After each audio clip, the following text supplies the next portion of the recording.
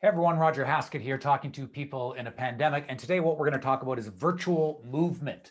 So what we're all experiencing right now with this overabundance of virtual in our life is that our behavior has become more sedentary. We sit more.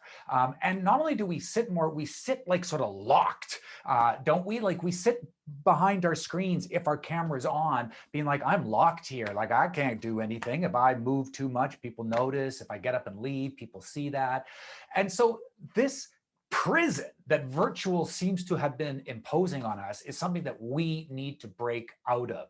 This virtual prison of no movement is something that is put on us that is not us. It does not come from us. We are human. We were meant to move. We have arms and legs, right? We have bodies. We have torsos. They are meant to move through this world. In fact, there are so many powerful forces tied to movement.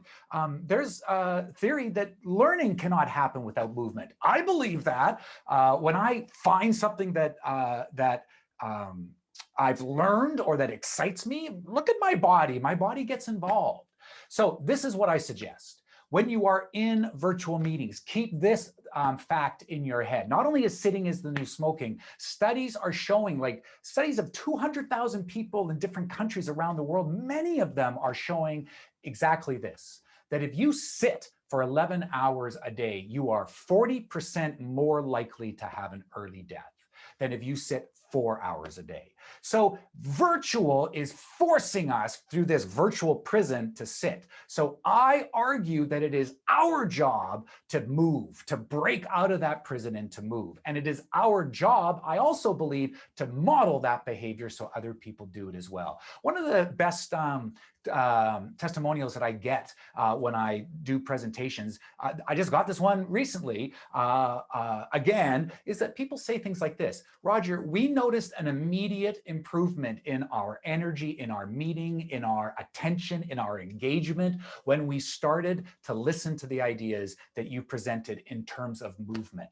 That we saw in our very next people, some people getting up and moving as part of what you suggested, and our meeting became more powerful because you are more present when your body and brain are connected and alive. And how alive is your body and your brain when you are sitting for hour after hour in a virtual prison trying to interact with people through a flat medium, which is not our favorite as humans. So break it all down, break it all apart. Get up, move around, exercise, do things, sing, dance, put on mute if you need to, turn off your camera if you absolutely have to, if you're doing things that are too distracting. But movement shouldn't be distracting. If we're live and someone is moving in a chair or gets up and goes to the washroom, it's not like everything stops. It's not like everyone stops and goes, what's happening over there? Someone's moving. We love movement. It doesn't bother us if other people are moving around unless we're super stressed.